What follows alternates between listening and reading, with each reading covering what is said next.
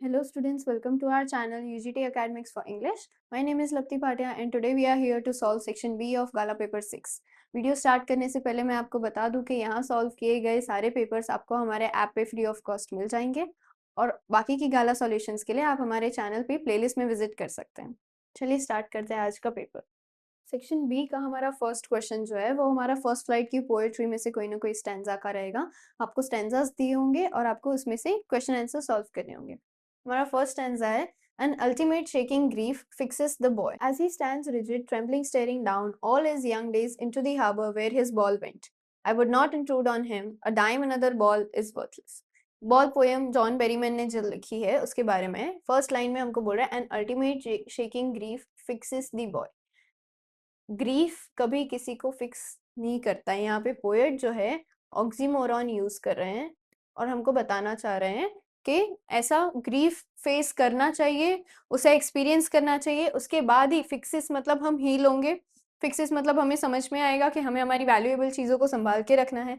As he stands rigid trembling staring down, वो खड़ा तो काफ़ी रिजिड तरीके से है लेकिन अंदर से वो पूरी तरह से ट्रेम्बल हो रहा है, काँप रहा है।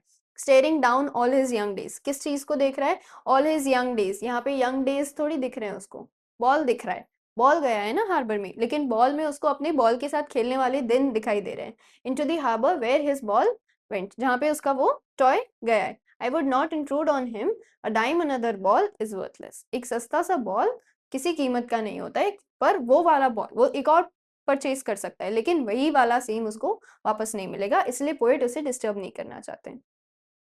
हमारी क्वेश्चंस हैं an ultimate shaking grief fixes the boy, इस फ्रेज को एक्सप्लेन करना है।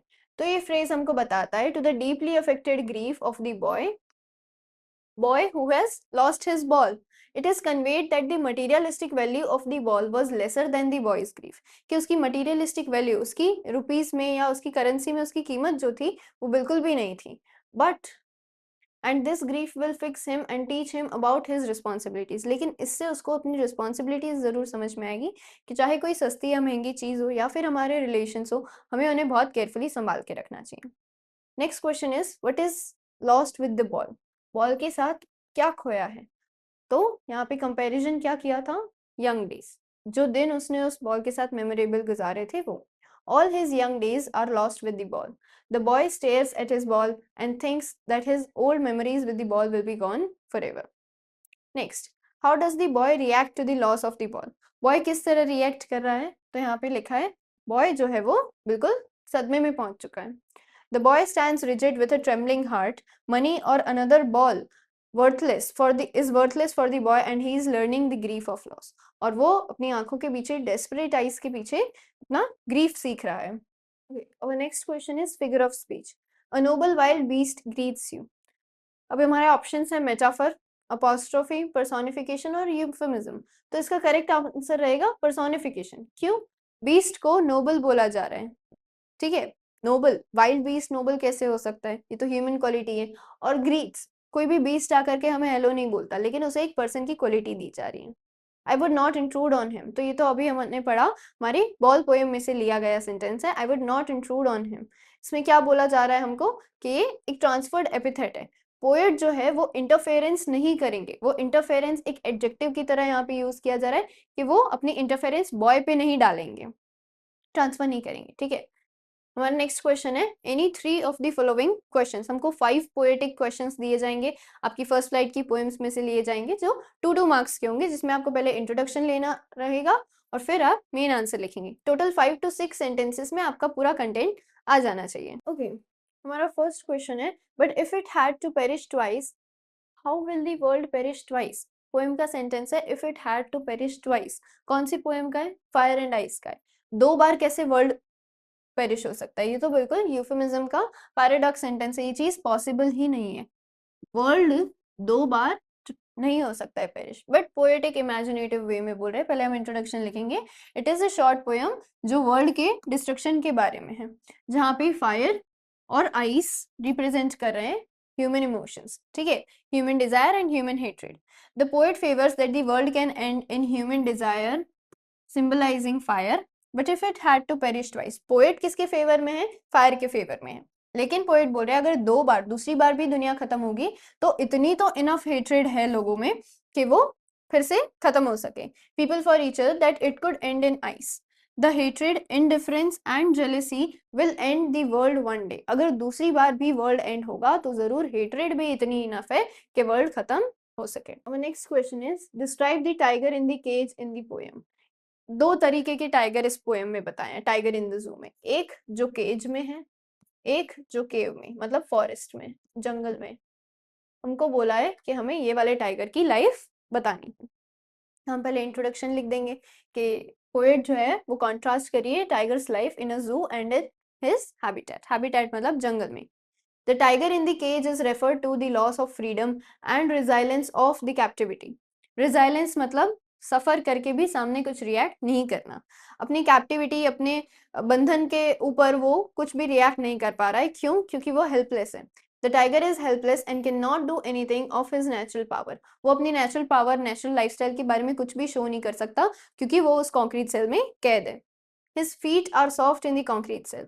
वो क्योंकि जंगल में थॉर्न्स, कांटों के बीच में नहीं चल रहा है तो अब कॉन्क्रीट सेल में उसके पैर भी जो है वो वेलवेट की तरह सॉफ्ट हो गए हैं। He misses the thrill of hunting fresh plump animals, जैसे पोएम में डियर को मेंशन किया है। And his fierce strength is locked behind the bars, जिसकी वजह से वो विलेजर्स को भी नहीं डरा सकता है, टेरराइज नहीं कर सकता है। Again we will read the answer. The tiger in the cage is referred to the loss of freedom and resilience of the captivity. The tiger is helpless and cannot do anything of his natural powers and lifestyle. His feet are soft in the concrete cell. He misses the thrill of hunting fresh plump deer or any other animal. His fierce strength, उसकी खतरनाक strength जो थी वो अब bars के बीच में, मतलब jail के बीच में कैद हो चुकी है of the zoo cage. Our next question is money is external. What does the poet mean by this? Money is external. अब बॉल पोएम के तो सारे के सारे ऑलमोस्ट क्वेश्चन आंसर्स हमारे सेंटेंस या फ्रेजेस पे ही हैं। तो हम पहले इंट्रोडक्शन लिखेंगे कि जॉन बेरीमैन इसमें हमको एक लेसन देना चाहते हैं कि कैसे हमारी केयरलेसनेस की वजह से हमारी वैल्यूएबल थिंग्स और हमारे रिलेशंस जो है वो लॉस हो सकते हैं। The poet has used the text that money is external. क्यों? क्योंकि वो कहना चाहते हैं money is not the main concern of an object. वो मेन कंसर्न नहीं है। Money is in contrast with the internal emotional value. Emotional value के कॉन्ट्रास्ट में मनी आता है। इमोशनली हम सोचने जाए तो वो चीज़ खो चुकी है, वो वापस कभी नहीं आ सकती। अगर हम मॉनिटरी टर्म्स में सोचने जाए, एक्सटर्नल तरीके से सोचने जाए तो एक और परचेज कर लो, या कोई फ्रेंड है जो अब उसके साथ हमारी फ्रेंडशिप टूट गई है, एक और फ्रेंड बना लो। उस तरीके से हम मनी इज एक्सटर्नल, हम उस तरीके से नहीं सोच सकते। Like that of the boy with his ball. Money can buy another ball, but not the same ball that the boy has lost. तो आगे बढ़ने से पहले मैं आपको एक इन्फॉर्मेशन देना चाहती हूँ कि अगर आप 10th GSEB में हैं और अपने बोर्ड एग्जाम की प्रिपरेशन अच्छे से करना चाहते हैं तो हमने आपके लिए कोर्स लॉन्च किया है जिसका नाम है वॉरियर बैच। इसमें हम आपको पढ़ाएंगे 2 सब्जेक्ट, मैथ्स और सोशल साइंस। इसमें आपको प्रोवाइड किया जाएगा लाइव लेक्चर्स, उसके साथ साथ रिकॉर्डेड लेक्चर्स भी, फिर previous year question paper solution, regular test conduct कराए जाएंगे और आप हमको ऐप में मैसेज करके अपने डाउट्स कभी भी क्लियर कर सकते हैं। इसके अलावा गाला पेपर सॉल्यूशन, दोनों ही सब्जेक्ट के गाला पेपर वीडियो सॉल्यूशन मिलेगा और आपको सॉल्यूशन की PDF भी मिल जाएगी। फिर previous year question paper from 2022 to 2025, इसका भी वीडियो सॉल्यूशन प्लस सॉल्यूशन की PDF भी आपको हमारे ऐप में मिल जाएगी। Chapter wise important question and objectives, दोनों ही सब्जेक्ट के IMP क्वेश्चंस चैप्टर वाइज और IMP ऑब्जेक्टिव्स मिलेंगे आपको। Then text book exercise solution social science, maths की जो टेक्स्ट बुक एक्सरसाइज है उसका तो आपको यूट्यूब पर मिल ही रहा है, लेकिन सोशल साइंस में भी जो टेक्स्ट बुक की एक्सरसाइज है उसका सॉल्यूशन भी आपको ऐप में मिल जाएगा। Chapters wise hand written note, social science में जो सारे चैप्टर्स हैं उन सबके हैंड रिटन नोट्स की PDF आपको मिल जाएगी। Introduction plus exercise solution PDF, maths में आपको जितने भी चैप्टर्स हैं उनका इंट्रोडक्शन और सारे एक्सरसाइज की सॉल्यूशन की PDF, ये सारी चीजें हम हमारे ऐप में प्रोवाइड करेंगे आपको। हमारे ऐप का नाम है UGT, जो प्ले स्टोर पर अवेलेबल है, और अगर आप ऐप स्टोर से डाउनलोड करना चाहते हैं तो इसका नाम है माई इंस्टीट्यूट। तो आज ही हमारे ऐप को डाउनलोड कीजिए और कोर्स परचेज कीजिए। All the best. हमारा नेक्स्ट क्वेश्चन है, why does Amanda wish to live in a tower? Amanda tower में क्यों रहना चाहती है? तो हम पहले इंट्रोडक्शन लिखेंगे कि ये पोयम में बच्चों के द्वारा फेस किए गए चैलेंजेस और उसके इनोसेंस बताई जा रही है कि उसकी मदर उसको कंसर्न बता रही हैं उसके लुक्स को लेकर के, उसके बॉडी पोस्चर को लेकर के, और वो क्या चाहती है कि वो फ्लेक्सिबली अकेले रहना चाहती है। इस क्वेश्चन में हमें बताया कि वो टावर में क्यों रहना चाहती हैं। तो एक फेरी टेल कैरेक्टर है रैपुंज़ल। रैपुंज़ल को इमेजिन करती है वो। रैपुंज़ल की स्टोरी क्या है कि वो उसे एक विच टावर में कैप्चर कर लेती है और उसका एक एडमायरर नीचे से उसे जब बात करता है तो वो अपने strong long hairs let down करती है, जिस पे क्लाइंब करके वो मैन उसे मिलने आ जाता है। अमांडा इतनी परेशान हो गई है कांस्टेंट नैगिंग से कि वो चाहती है कि वो वहां पे अकेले रहे और वो कभी भी अपने हेयर्स जो है वो लेट डाउन ना करे, वो बस अकेले ही वहां पे रहे। Amanda imagines herself as Rapunzel and wishes to live in a tower alone. वो क्या चाहती है कि वो टावर में अकेली रहे। Rapunzel कौन है? She is a fairy tale character who is trapped alone. Amanda wants a peaceful life. वो एक शांत लाइफ चाहती है where no one nags at her. She feels she would never let her strong and long hairs to let someone climb up to her. वो कभी भी अपने strong long hairs नहीं let down करेगी। Next question is, what does Mandela mean to say that the oppressor and the oppressed alike are robbed of their humanity? अब sometimes it is possible कि section A, section B के questions swap हो जाएं। कभी कभी एक आध question के लिए ऐसे पॉसिबिलिटी है। तो या तो आप ये कर सकते हैं कि अगर आपके पास 3 आउट ऑफ 5 का ऑप्शन है तो या तो आप ये क्वेश्चन को स्किप कर सकते हैं, और अगर आपको ये आंसर आता है तो यू मस्ट अटेम्प्ट। आपने पढ़ाई तो करी है, आउट ऑफ सिलेबस तो कोई क्वेश्चन नहीं है, तो फिर आप डेफिनेटली अटेम्प्ट कर सकते हैं। Nelson Mandela has written an autobiography about his struggle for the apartheid in South Africa. Apartheid का मतलब है racial discrimination.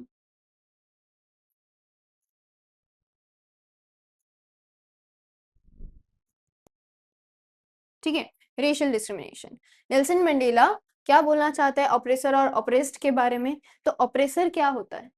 ऑपरेसर मतलब जो अन्याय कर रहा है, ऑप्रेस्ड मतलब जिसपे अन्याय हो रहा है। तो अन्याय होने वाले से तो ऑलरेडी उसकी ह्यूमैनिटी छीनी गई है। ऑपरेसर कैसे अलग है अपनी ह्यूमैनिटी से? कि जब तक वो किसी और को फ्री नहीं करेगा तब तक वो खुद भी तो फ्री नहीं होगा। ही नीड्स टू चेक के सामने वाला पर्सन टॉर्चर में आ रहा है कि नहीं आ रहा है, उसकी वजह से वो उस चीज में प्रिजन्ड है। ठीक है, Nelson Mandela means to say that a person who takes away another man's freedom is a prisoner of hatred. वो हेट्रेड के प्रिजन में है और वो वहीं रहेगा, वो नफरत से बाहर ही नहीं आ सकता है। He uses the word alike. Alike मतलब क्या? सिमिलर। ऑपरेसर और ऑपरेस दोनों को सेम जगह पे वो प्लेस करे to compare the captivity of the oppressor who treat someone poorly and the oppressed who is being treated poorly. The doer, doer मतलब जो एक्ट कर रहा है, एंड द विक्टिम जिस पे एक्ट हो रहा है, both are parted away of their humanity. दोनों ही अपनी अपनी ह्यूमैनिटी से परे हैं। हमारा नेक्स्ट क्वेश्चन जो है वो footprints without feet supplementary reader में से रहेगा। अब 5 मार्क्स का सेक्शन भी बाकी है जिसमें आपको सीन पैसेजेस दिए होंगे फुटप्रिंट्स विदाउट फीट बुक में से, जिसके आपको आंसर्स लिखने होंगे। चलिए देखते हैं हमारा पैसेज। ब्रिलियंट साइंटिस्ट दो ही वॉज ग्रिफिन। कौन था brilliant scientist? Griffin. Griffin was rather a lawless person. लेकिन अच्छा साइंटिस्ट होने के बाद भी वो एक लॉलेस पर्सन था, उसे कानून की बिल्कुल परवाह नहीं थी।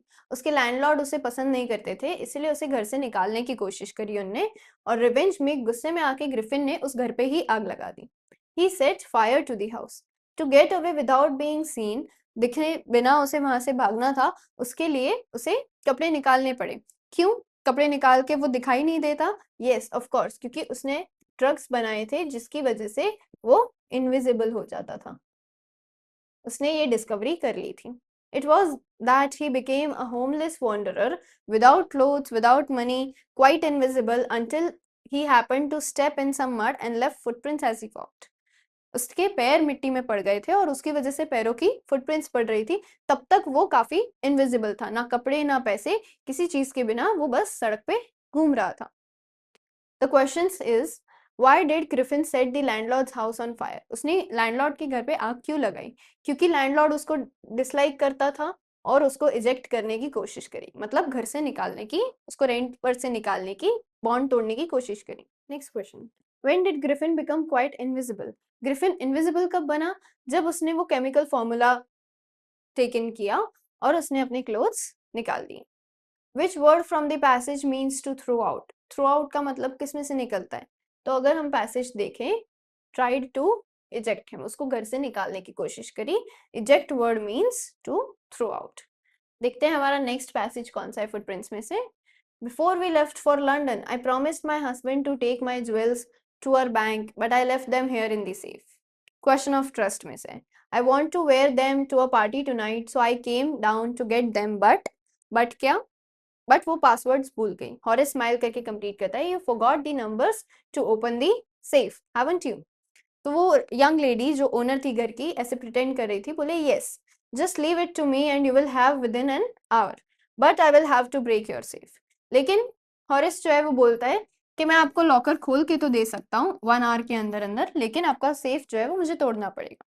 Don't worry about that, my husband won't be here for a month. मेरे हस्बैंड 1 महीने के लिए यहाँ पे नहीं है, तो मैं एक और बनवा दूंगी, एक और लॉकर मैं रिपेयर, या तो यही रिपेयर करवा लूंगी या फिर तब तक मैं ठीक करवा दूंगी। Okay, so I came down to get them but क्या बोलना चाह रहे हैं यहाँ पे but say? The lady wants to say that she forgotten the numbers to open the safe. This but in the given phrase is used by the lady speaker who referred that she forgotten the numbers to open the safe. Okay, next question. Why did lady allow Horace to break the safe? The lady allowed Horace to break the safe as she pretended to be the owner's wife. उसने pretend किया था कि वो owner की wife है, इसलिए उसने allow किया, और बाकी उसके intentions क्या थे? Intended to steal the jewels without creating any suspicion. सारा डाउट, सारा सस्पिशन किस पे जाने वाला था? हॉरेस पे जाने वाला था, क्योंकि लेडी ने बहुत क्लेवरिशली ट्रैप कर दिया था हॉरेस को। हॉरेस भी वहां पे थेफ्ट के लिए आया था और वो लेडी भी थेफ्ट के लिए आई थी। आई होप आपको सारे आंसर्स बहुत क्लियरली मिल गए हो। For more videos you can visit our playlist on the channel. All the best for your board exams.